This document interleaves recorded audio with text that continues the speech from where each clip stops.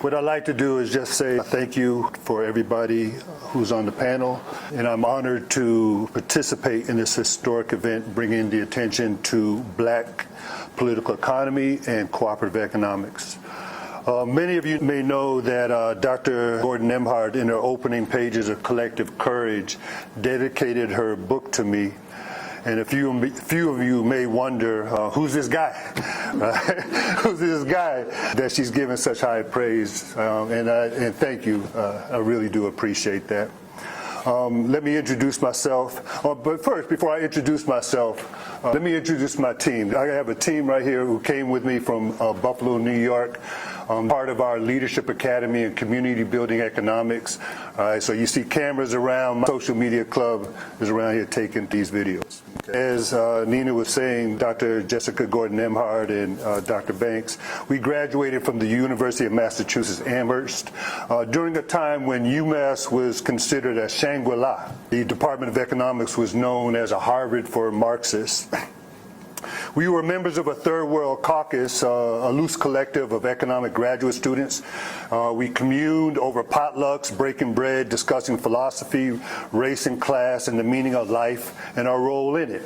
And at university, we studied hard, and along the way, we challenged the implied privileges of curriculums taught from a non-critical Eurocentric perspective, impervious of the conversations being discussed regarding economics from the perspectives of Africans, Asians, Latin Americans, and even us as Black Americans in North America.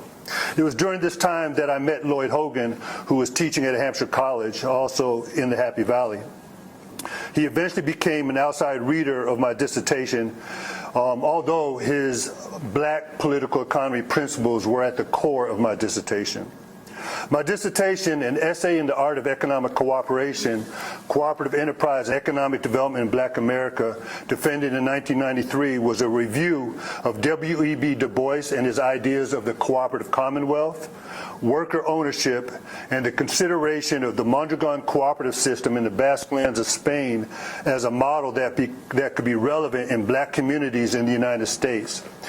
After a brief stint at Skidmore College and being on the job market, I accepted a position at Buffalo State College, currently Buffalo State University, linked to an urban mission, and then I shuffled on to Buffalo. Wanted to implement what I had learned in the academic environment, I became a scholar activist.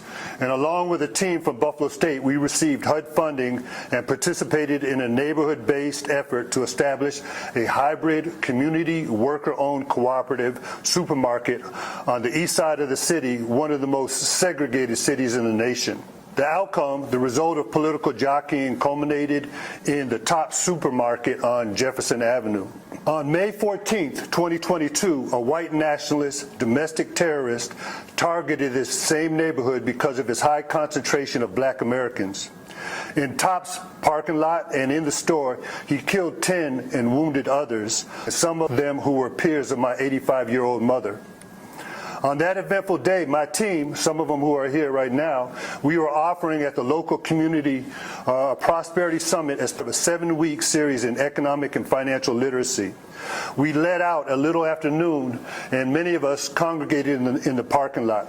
Less than an hour later, bullets flew from a semi-automatic weapon fired at any Black man, woman, or child moving.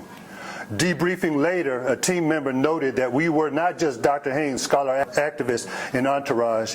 On May 14th, 2022, we were targets. Hating the bad, loving the good. We could hate the bad, but my team and ourselves, we choose to love the good.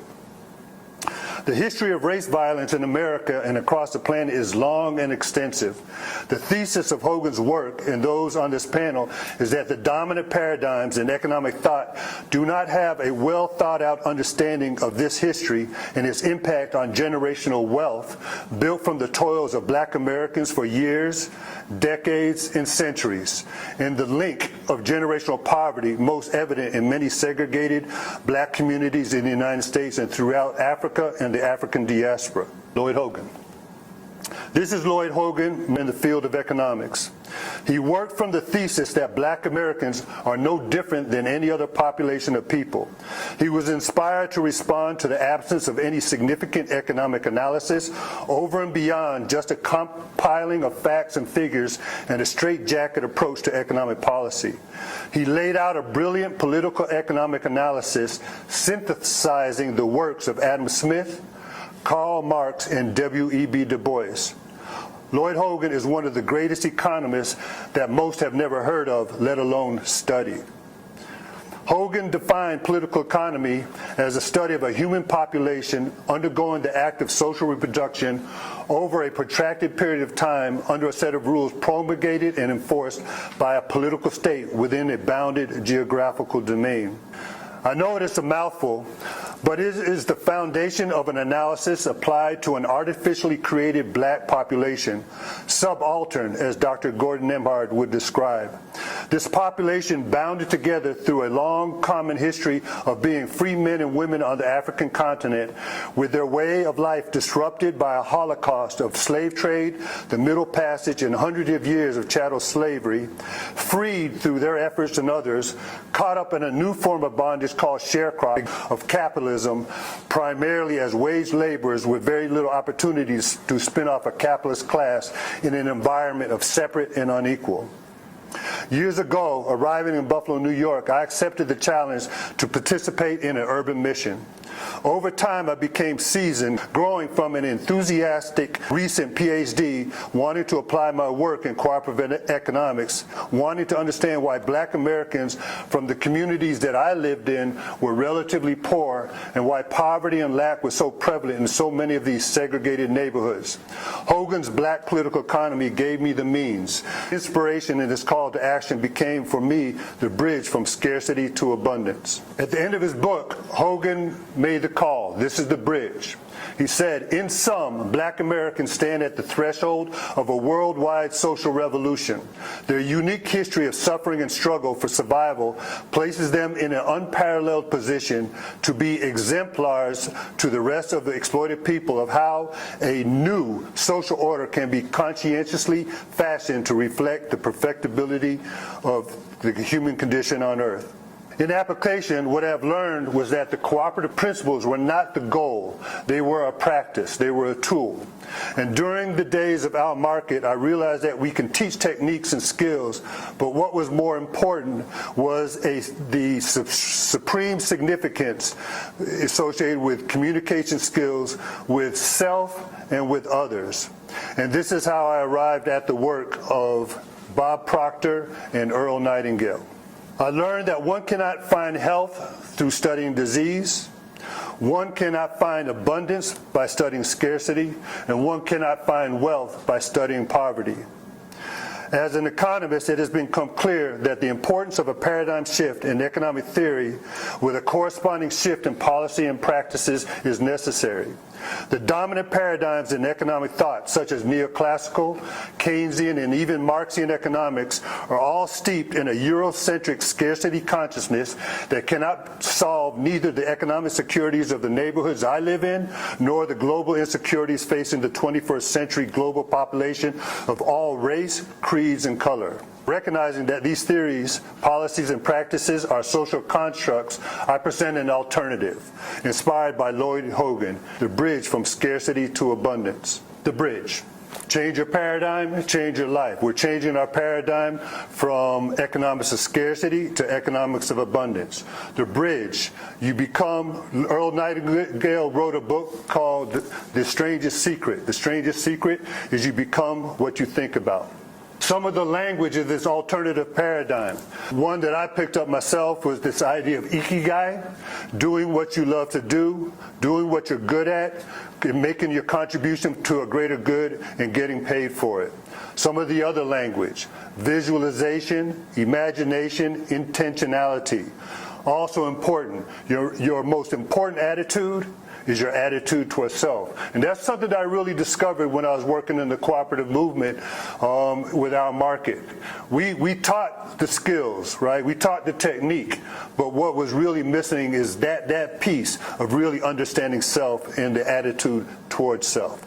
Let me just hit up on a couple of points that I want to share with regard to this paradigm shift in economic theory, paradigm shift in economic policy, paradigm shift in economic practice. And let me just say, again, my social media team designed this PowerPoint presentation, and I'm just going to hit on a couple of the points on each one of these slides, but you can access this whole PowerPoint if you go to our website, cigbuffalo.com, and while you're there, subscribe. All right, please subscribe. I know Jasmine told me to make sure you tell them to subscribe, okay? All right, so principles of black political economy, a paradigm shift in economic thought. Probably one of the most important things that I would like to say about this shift in economic thought is that Lloyd Hogan taught me and taught us to shift our analytical emphasis away from the production, distribution, and consumption of goods and services to focus on the human being and the possibility and the probability of human perfectibility. Cooperative economic policies, all right? Again, the way we look at it, the way we're working from it, is that cooperative economics is a policy prescription associated with black political economy. Probably the most significant part on this particular slide is that cooperative economics can be considered as an alternative to neoclassical laissez-faire economics, Keynesian countercyclical policy, or even Marxian class antagonisms. We talk about the idea of the financial sector with non-extractive financing and lending without credit scores. Government sector, Dr. Stewart was presenting, right, favorable legislation supporting democratic enterprise, and then monetary policy. This is important. I'm being told to move on, right? But I don't know how many of you have heard about Bitcoin, but we're using Bitcoin in our analysis. Bitcoin, we feel, is an appropriate tool that fits with our work in cooperative economic development. Community building. Probably would be most significant in this particular slide is the idea of the mastermind as a superior form of pedagogy, and also economic and financial literacy in neighborhoods and schools. My team right here, we're part of the Leadership Academy in Community Building Economics, and we consider that academy as a dojo, a training hall, a place where pioneering people come to polish their spirit. Principles of black political economy, when we put it all together, the value of principles live in their proper application. This is how we apply it.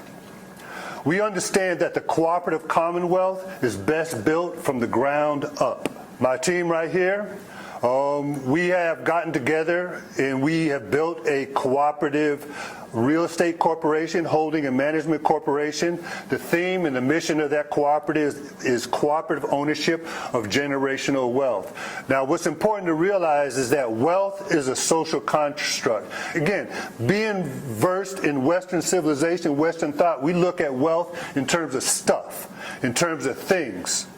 But from our perspective, we understand wealth from the first principle, from the principle of love.